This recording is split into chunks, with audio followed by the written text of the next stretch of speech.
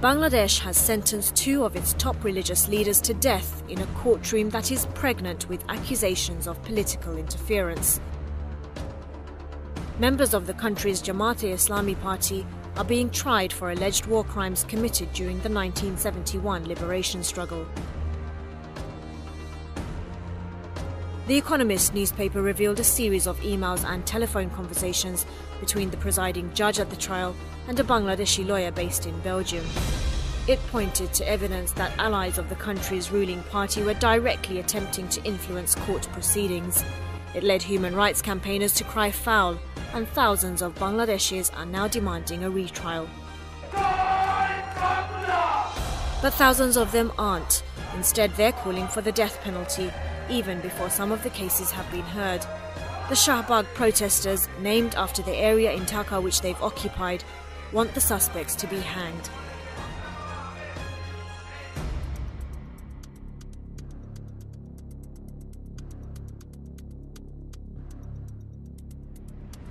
In our special report tonight, Bangladesh's main opposition party accuses the government of creating a fast trial to further its one-party agenda. They say the country is diving into a civil war, which will mean more bloodshed for a land that still bears the scars of its bloody liberation. It's been a political process from the very, very beginning. They're so stupid in their understanding of Islam is that they don't know what is the difference between Islam and Jamaat Islamic. Mohiuddin Khan Alamgir is Bangladesh's Home Minister. On Saturday, he was awarded one of the country's top human rights accolades. For many of his countrymen, the decision beggars belief. He was East Pakistan's Deputy Commissioner during the entire period of the 1971 war. Some people would say that means he has blood on his hands.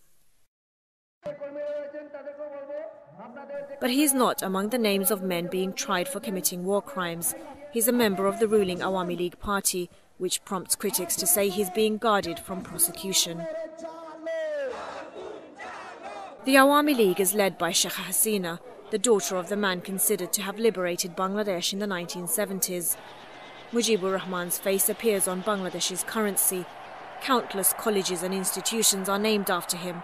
And when the party took power in 2009, a lot of fuss went into the renaming of Dhaka's international airport in order to honour him.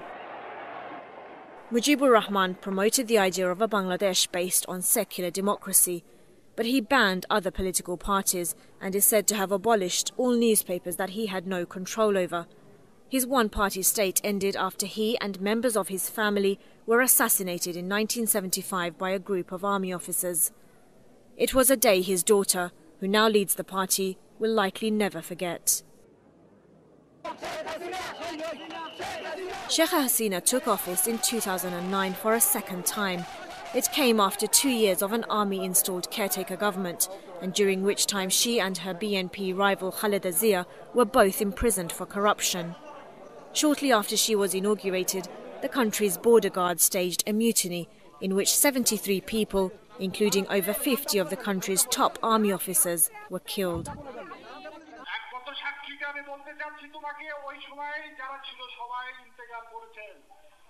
A secret recording of the meeting between the Prime Minister and the army later revealed that they blamed her for delaying the ending of the siege. Sheikh Hasina had negotiated the surrender, but army officers say she should have sent troops in immediately in order to crush the rebellion. Many in the army claimed the delay gave the border guards more time to kill the officers and rape their wives.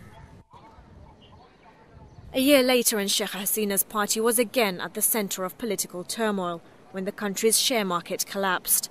It came after the central bank hiked interest rates and restricted money supply into the share markets over what it said were concerns of overvalued stocks. Awami League's members were accused of deliberately withdrawing investments from the market and thereby triggering panic among individual investors. A government inquiry into the affair concealed the names of anyone found to have committed wrong. Perhaps the most disturbing misconduct the government stands accused of is the forced disappearance of a number of opposition members. The main opposition party, which is the Bangladesh Nationalist Party, told us over 400 of its supporters have been kidnapped since Sheikh Hasina took office. None of them have been found. Today, the government of Bangladesh, led by Sheikh Hasina, faces more accusations. She's thought to have won the 2009 elections on the promise that she would try war criminals from the 1971 liberation struggle. It's a sensitive and highly provocative subject in Bangladesh, which says the war left 3 million of its people dead. But the special court set up to try the suspects has been mired by accusations of political interference, causing many to ask whether this is really about justice, or whether it's about wiping out opponents to create that one-party state. Sultan Sharif is the president of the Awami League's UK wing. He joined his party at the age of just 9 and passionately defends its decision to try the suspected war criminals this way. Mahiuddin Khan Alamgir, who was at the time served in the Pakistan government as Deputy Commissioner during the entire period of the 1971 war. Will those people also be brought to account? If anybody, any person against whom there is evidence of all these 5 sets of crimes or 6 sets of crime, each and every one will be brought under trial, tried and under the due process of law. Why are you particularly going after Jamaat Islam and all of your opponents and not looking within your own party? Wrong. You are wrong. We are trying criminals, not Jamaat Islamis. Some have alleged that this has become a political process and not so much a judicial one. Would you agree with that? Yes, I would. It's been a political process from the very, very beginning. Now, the one thing that you have to understand is that war crimes trials generally are political by their very nature. It's generally the winner prosecuting the loser. That's invariably what happens in a war crimes trial. But there are, of course, those that are more politicised than others, and this is at the very top of the scale. It's very clear that leading members of the government have played a very important role in this from the very, very beginning. The trouble with Toby Cadman's analysis of winners trying the losers is that the losers don't just end there. On the streets of Bangladesh over the last 1 month or so, nearly 150 people have lost their lives. Many of them innocent protesters who've taken to the streets to demonstrate against what they say are unfair trials.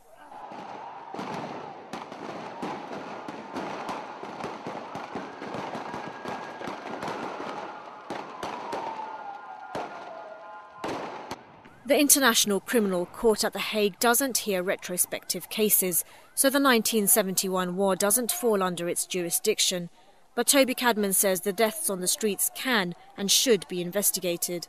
But Bangladesh is a state party to the Rome Statute of the International Criminal Court, and our position has always been that there are certain obligations that stem from that. The International Criminal Court has a duty to ensure that its members adhere to proper standards. And the situation is, as we have repeatedly informed the ICC, that these trials fall way below recognised standards. Who gave the order to use live ammunition on the protesters? I am surprised that a protester, when he goes and hacks a policeman to death in front of camera, if one of his colleagues uses his rubber bullet or bullet to hurt that criminal, suddenly you have become sympathetic to that criminal who is acting at a time like killing a policeman. I'm talking about the civilian protesters. There are more of them. 83 of them have been killed. 83 people across Bangladesh have been killed. Who gave the order to use live ammunition?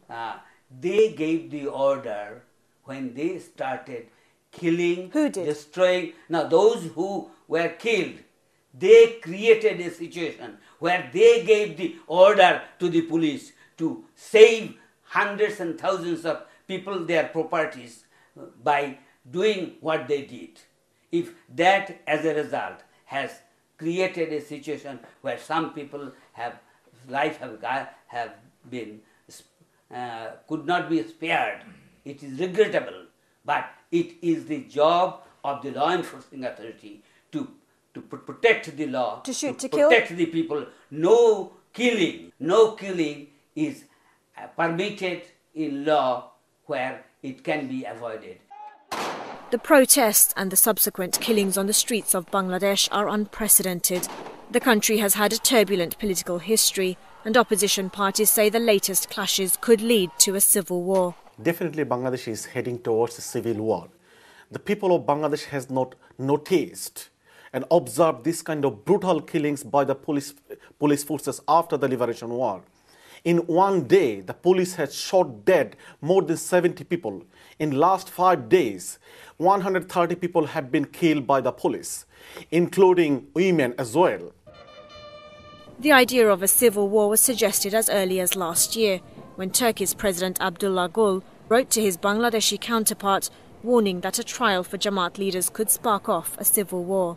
Civil war, if this sort of things continue, and if they do not control the police, law enforcing agency, and if they don't listen to the opposition party, if they don't come to the right path and govern the country properly, for the sake of humanity, for the sake of democracy, for the sake of love of God, then there might be a continuation going towards the civil war. Yusuf Salim is a member of the Awami League in London. He is firm in his belief that Bangladeshis can contain the problem if both major parties work together. My sincere wishes and hope, I want to see the forthcoming election in Bangladesh. Before that election, major political parties should agree in some basic points: democracy and nationalism and secularism. On that three bases, if we agree what our founder, Bangabandhu Sheikh Mujibur Rahman, sacrificed his life, it is not very difficult if we think about our country's interest, put our country's interest before our own. Then the major political parties like BNP and Awami League can sit together today and sort out their differences and go for election and listen to the public verdict. Some will say this is a pipe dream. Certainly, it seems the BNP is suspicious of Awami League's motives. We are not safe in terms of when this political party came into power in 2009. Since then, they have been filing false cases against our leader, Begum Khaleda Jia, Tariq Rahman, our senior vice chair, by filing false cases, trying to suppress them, trying to oppress them, trying to neutralize them from the political field. And they have been doing it with a political motive. They don't have any tolerance level for their opposition. But unfortunately, our party leaders have been disappeared, like Ilyas Ali, former MP. A lot of people have been killed also. And we are not also safe. So it is a crackdown on opposition party totally, and we have to stand firm. Your government has been accused of trying to oppress any opposition, of trying to wipe it out altogether. BNP members have, for example, been abducted and have disappeared. What has your government been doing about this? In 1975, after 15th August, 70,000 of my young boys had to leave the country to save their lives. Today's political opposition are seen in the television every day, going around all over the country. And what are you talking about? You are talking about oppression. Oppression you have not seen. You haven't seen oppression by military rulers of 71. You haven't seen oppression by Zia and his cronies in Pakistan for long 16 years. We are victims of that. Jamaat Islamic and the Bangladesh Nationalist Party have a decades-old alliance. Indeed, Jamaat is thought to hold swing power in elections, and both major parties have long sought to court it. This photograph from the mid-1990s shows a Jamaat leader sitting a few seats down from Sheikh Hasina at a press conference. The Awami League at the time was looking for allies to create a caretaker government, but Sultan Sharif is adamant that the seating arrangement was a pure accident. Where the opposition leader was having a meeting with all the members of various political parties. In the middle of the meeting, the leader was sitting somewhere, well, in his room. Somebody from the Jamaat entered, and another person stood up from the chair and gave him a place to sit. That was about 5 minutes situation. Jamaat Islam enjoys a large support from the international Muslim communities. Some say their leaders' trials, convictions and any sentencing would cause outrage across the Muslim world. Indeed, one commentator says the Bangladeshi government is playing a dangerous game of extreme secularism against Islam. What I have seen in Bangladesh is there are three camps. A group of people who are in the middle, indifferent. They're not bothered by either. Then you've got the secular fundamentalists, the current government and the Shahbag uprising, those who are leading that.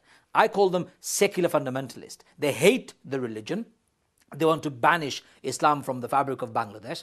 They want to hang the Muslim scholars. They want to close down madrasas. They want to do everything against Islam. I call them secular fundamentalists. They are bad news for us, bad news for the whole world and civilization at large. And the third group are the religious people. Some of them are political and some of them are not.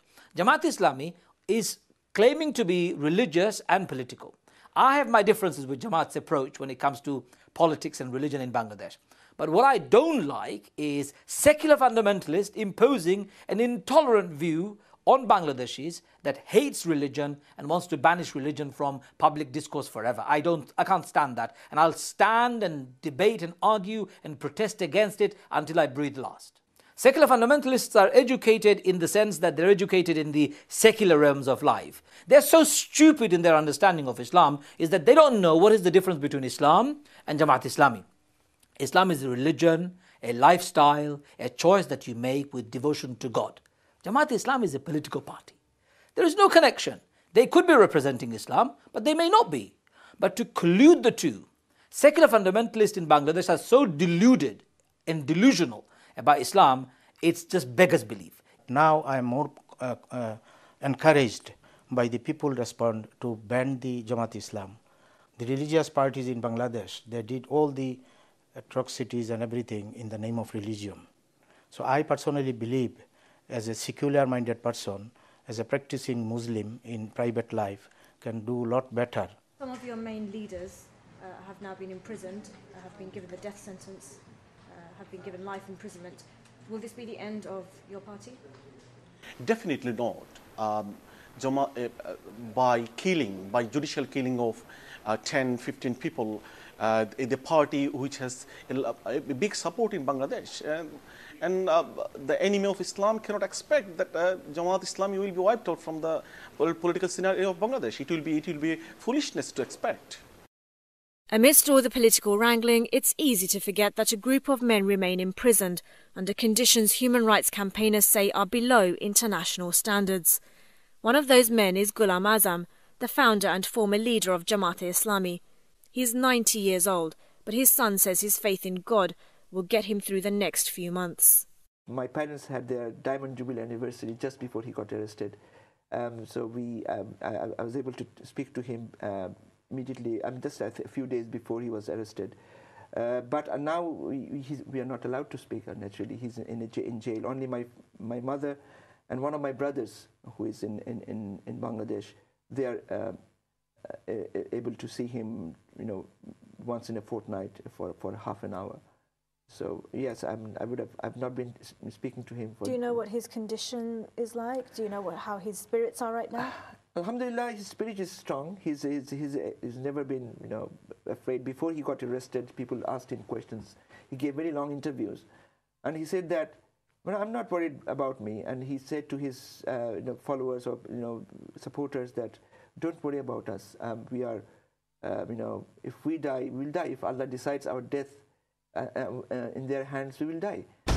Bangladesh said it set up this so-called War Crimes Tribunal to attain a justice that was long overdue.